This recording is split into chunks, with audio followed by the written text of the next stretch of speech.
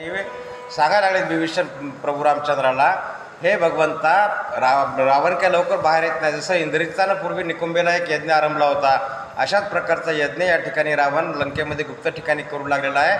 आणखीन काय सांगतात? सुटले आहुतीचे परिमळ, ध्रुमे कोंदले नभमंडळ, अग्नीतून रथ ते जाव, अर्धा बाहेर निघाला.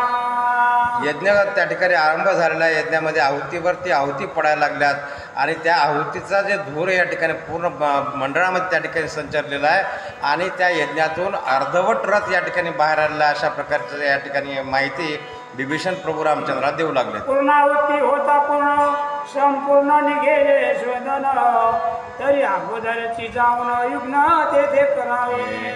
आणि जर हा यज्ञाची सांगता झाली, पूर्ण आहुती पडल्या आणि संपूर्ण रथ जर त्या ठिकाणी रावणाला मिळाला, तर आपलं मात्र काही करण्यात त्याकरता हा यज्ञ या ठिकाणी मोडून टाका, अशा प्रकारचं विभीषण प्रभू रामचंद्राला सांगत आहेत.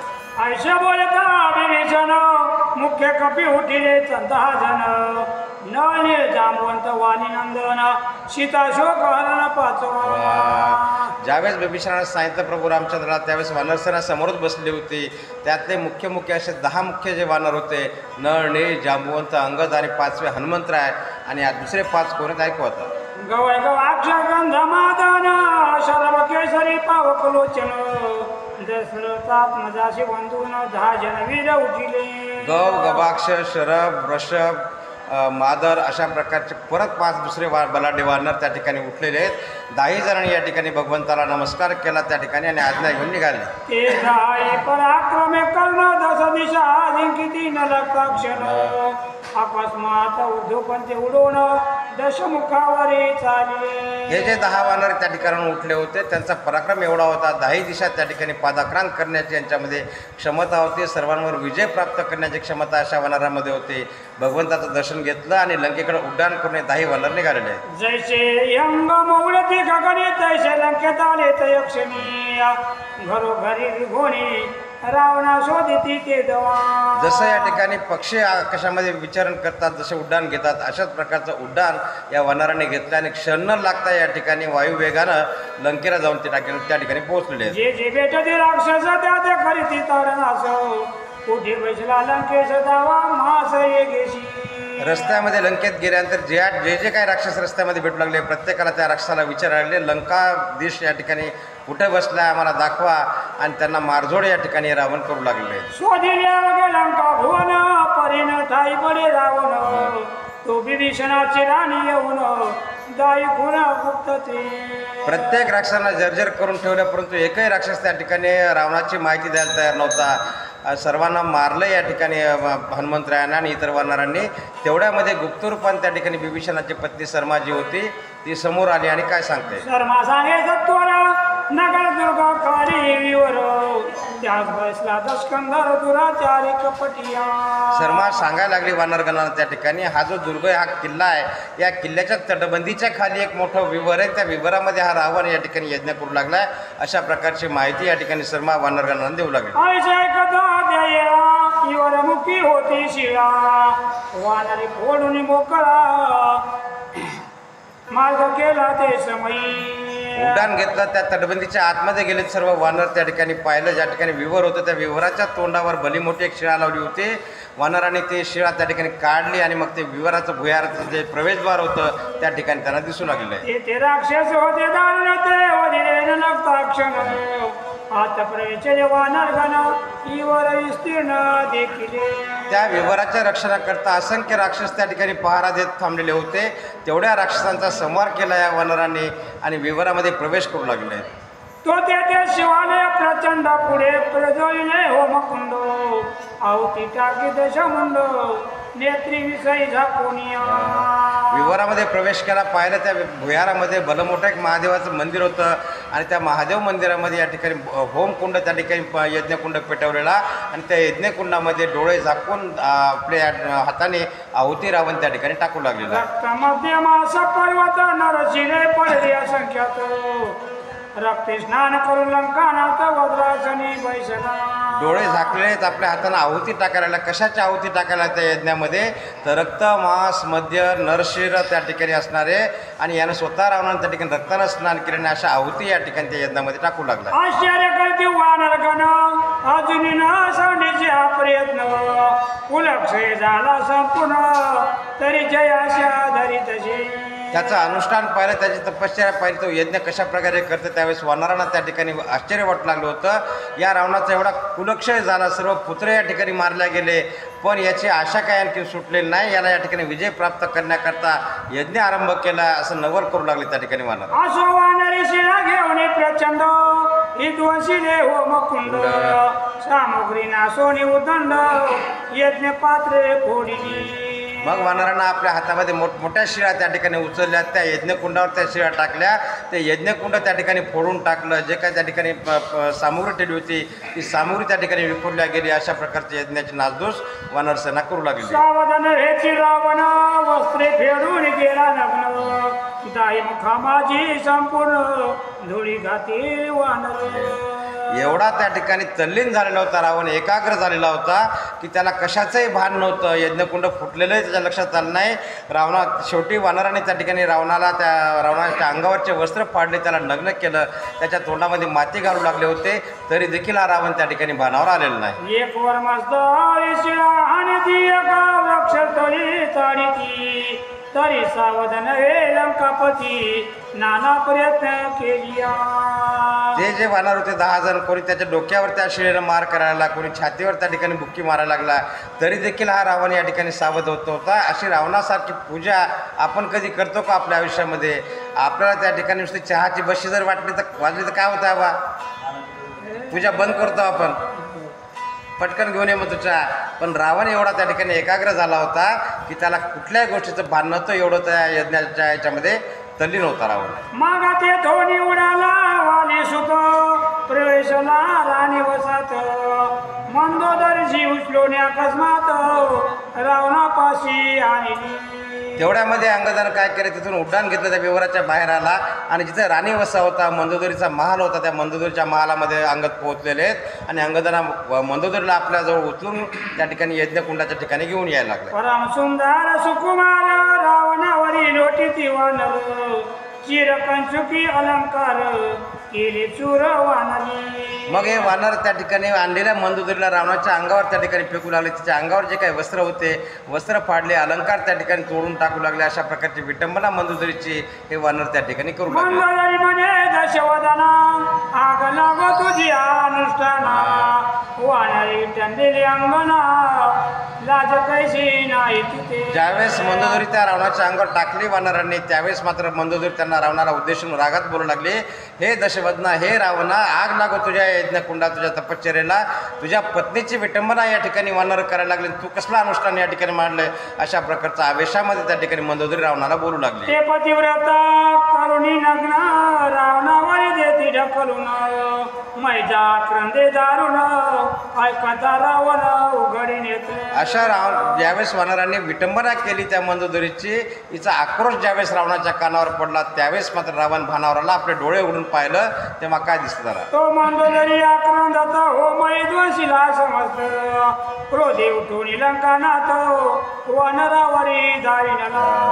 डोळे उघडून पाहिल्याबरोबर रावणानं पाहिलं तर यज्ञकुंड जे या ठिकाणी होतं ते यज्ञकुंड भंग पावलेलं आहे, फुटून गेला यज्ञकुंड. या ठिकाणी मंदोदरी अशा अवस्थेमध्ये आणि ती देखील आपल्या आवेशाने या ठिकाणी बोलायला लागली. राग आला रावणाला, आपल्या जागा स्थान त्या ठिकाणी सोडलं आणि त्या वानरांना झोडपायला लागला. बहुत वानर ते पाय धरून पटिले अंगद मारुतीशी दिदले मुष्टिघात बहुत बऱ्याच रावणाला त्या ठिकाणी पायाला धरधूर आपटा लागलेला रावण त्या ठिकाणी अंगदाला देखील मुष्टिघात केला, हनुमंतरायाला देखील मुष्टिघात केला. अशा प्रकारचं रावण त्या ठिकाणी ताडण करू लागला होता. सकाळी वानर निघून श्रेयसी आले परतून मनते उठविला रावण युद्ध लागी येईल रावणाचा यज्ञ त्या ठिकाणी भंग झाल्यानंतर अशी विटंबना केली मंदोदरीची.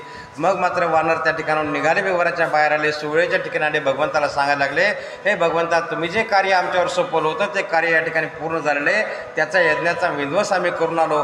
अशा प्रकारचा समाचार त्या ठिकाणी हनुमंतराय नळणी अंगद जांबवंत प्रभू रामचंद्राला देऊ लागले. कोदंड चढविले सत्वर म्हणे महिलेचे सौभाग्य समग्र आजपासून खंड दे. आणि मग या ठिकाणी वार्ता कळाली त्या ठिकाणी प्रभू रामचंद्राला आणि म्हणायला लागले वानरांना त्या ठिकाणी आता महेजा म्हणजे मंदोदरी आहे, तिचं आता सौभाग्य या ठिकाणी हरवणार आहे, अशा आजपासून तिचं सौभाग्य राहणार नाही आणि आपल्या धनुष्य त्या ठिकाणी सज्ज करू लागले. इकडे मंदोदरीचे समाधान करिता झाला रावण, वस्त्रे भूषणे देऊन हृदय दृढ धरली. रावण उठून बसला होता, मंदोदरीला आपल्या जवळ घेतलेलं आहे, तिला वस्त्र त्या ठिकाणी दिले, अलंकार त्या ठिकाणी दिले आणि काय बोलतो ऐकू आता. मने प्राप्त भोग दारुण प्रियन सुटे भोगिले आता ग्रह जाई आपण समाधाने असाई. समजावून सांगायला लागला आपल्या पत्नीला मंदोदरीला रावण त्या ठिकाणी, हे प्रिय आपल्या नशिबात जे काय लिहिले ते नशिबाचे भोग माणसाला भोगावेच लागत असतात आणि हे आपल्या नशिबात लिहिलं होतं म्हणून ही वेळ आपल्याला आली, आता मात्र खेद करू नको आणि तू आपल्या महालामध्ये निघून जा, अशा प्रकारचा मंदोदरीला रावण बोलायला लागला. आज मी झुंजेन निर्वाण शत्रू शिरे आणि छेदून नाहीतरी प्रिय इथून तुमच्या मुची हेची भेटी. आणि हे प्रिय मंदोदरी आता मात्र मी या ठिकाणी युद्ध कसं करणार आहे, निर्वाणीचं युद्ध करणार आहे या ठिकाणी. एकतर मी त्या शत्रूचं शिर या ठिकाणी छेदून घेऊन येईल किंवा माझा तरी अंत होईल, मग तुझी आणि माझी शेवटची भेट असं समज, असं रावण मंदोदरीला बोलू लागला. ग्रह पाठवली मंदोदरी वस्त्रभूषणे देऊन झडकली, रावण निघाला बाहेरी ठोकिल्या बेरी एकसरी. मंदोदरीला आपल्या महालाकडे पाठवलं, रावण विवराच्या बाहेर आला आणि आपलं शत्रू जे काय उरलं सुरलं त्या ठिकाणी सेना होती, सेना त्या ठिकाणी एकत्रित करून युद्धाची तयारी करू लागली. राक्षस जितके उरले देव घे सांगा ते घेतले, अपार रण तुरे ते वाजू लागली भयंकर. जेवढे काय उरले सुरले राक्षस होते सर्वांना एकत्र केले, रणतुरे त्या ठिकाणी रणशिंग फुकायला लागला, आपला एक रथ त्या ठिकाणी बोलवला आणि अशा प्रकारे आपला सर्व लवाजमा घेऊन रणभूमीकडे रावण जाऊ लागलेला आहे. पदाती दळ पुढे जात त्या पाठी स्वार चौथाळत, त्या मागे गजवून मत गुढारा सहित धावती. आता कसे या ठिकाणी सेनेचं वर्णन करायला लागले ग्रंथकर्ते, त्या राक्षस सेनेचं समोर त्या ठिकाणी पायदळ चालले, त्याच्या पाठीमागं घोडदळ आहे आणि घोडदळाच्या पाठीमाग काय काय ऐकू आता. त्याच्या पाठी मागे जाती, त्याच्या पाठी रथ जाती, रथी बैठला लंकापती, छत्र मित्र पत्र झळपती, पुढे पुढे पडते भाट प्रीती. घोडदळाच्या पाठीमागं हत्तीचं दळ आहे, त्या हत्तीच्या अंबाऱ्यामध्ये त्या ठिकाणी शस्त्रसाठा ठेवलेला आहे आणि सर्वात शेवटी त्या ठिकाणी रथावर आरूढ होऊन रावण युद्ध करण्याकरता जाऊ लागला. रावण रणनोरा सत्य मुक्ती नवरीवर जातो, ओराडी पुढे गेले बहुत, उरले ते सर्व घेत संगी.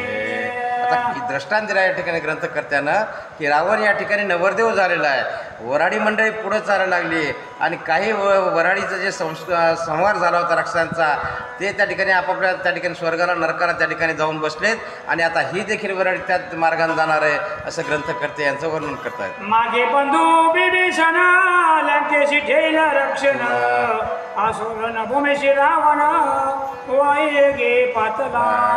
आता या ठिकाणी काय सांगायचं कविवर्य की बिभीषणाने या ठिकाणी लंकेचं रक्षण करण्याकरता कोण राखून ठेवलं होतं, प्रभू रामचंद्रांना. परंतु इथं वर्णन असं आलेलं आहे की रावणाने या ठिकाणी बिभीषणाला राखून ठेवलं आणि स्वतः युद्ध करण्याकरता प्रभू रामचंद्राच्या रणभूमीकडे जाऊ लागला. वृक्ष घेऊन वेगे धावले वानरगण, जैसा पळयाती पडे पर्जन्य तैसा पाडीला पर्वताचा.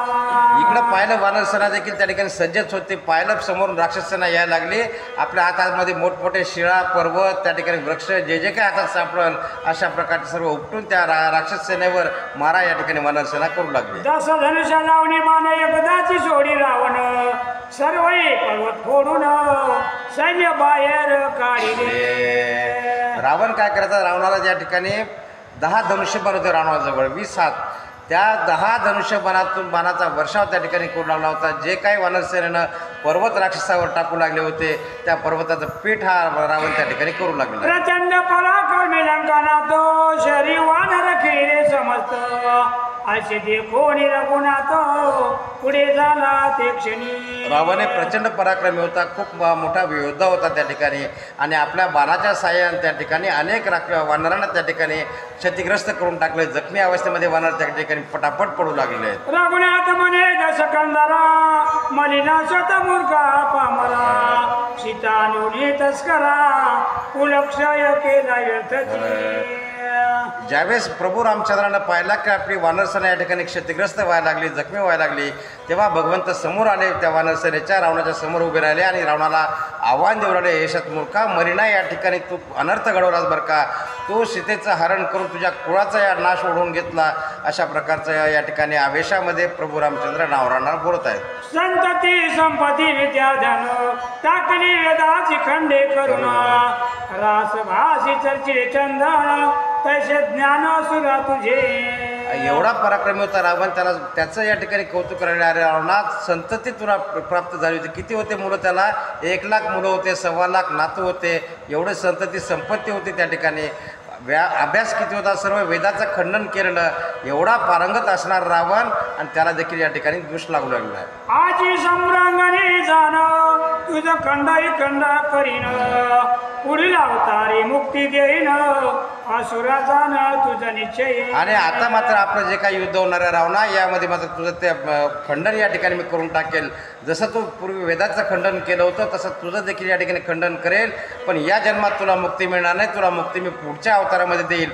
अशा प्रकार देखील भगवंत या ठिकाणी रावणाला बोलायला लागले. तवा प्राण हाते माझे शर आले सावध होई सत्वर यावरी दश दोय नेत्र प्रत्युत्तर देत असे. आणि आता मात्र सावध हो, माझे जे बाण त्या तुझ्या दिशेने येतील ना, तुझा प्राण हरण्याकरता त्या ठिकाणी येतील. मग माझ्या बाणाचा सामना कर. असं ज्यावेळेस प्रभू रामचंद्र रावणाला बोलू लागले, त्यावेळेस रावण काय उत्तर देतो ऐकू आता.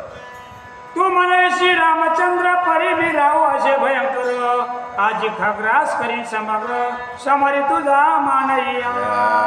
आणि हे श्रीरामा, तू या ठिकाणी म्हणतोस ना मी रामचंद्र आहे, तर मी या ठिकाणी कोण आहे? राहू आहे. आणि जसं खग्रास सूर्यग्रहण लागत असते आणि तो राहू त्या ठिकाणी सूर्याला पूर्ण गिळंकृत करतो, अशा प्रकारे तुला या ठिकाणी गिळंकृत करून टाकेल. रावण प्रभू रामचंद्राला बोलू लागला. माझे समरी सुटता बाण मेरू बांधार होती चूर्ण तू सुकुमार मानव नंदन कैसे राशी पाहिन ते. अरे श्रीरामा, माझे बाण एवढे या ठिकाणी पराक्रमी बाण आहेत की मेरू मांदारासारखे पर्वत त्याचं देखील या ठिकाणी मी चूर्ण करू शकतो. आणि तू तर मानव रूपामध्ये असणार आहे बरं का. तुझं या ठिकाणी काय होतील याचा विचार कर, असं या ठिकाणी रावण त्या ठिकाणी प्रभू रामचंद्राला बोलू लागला.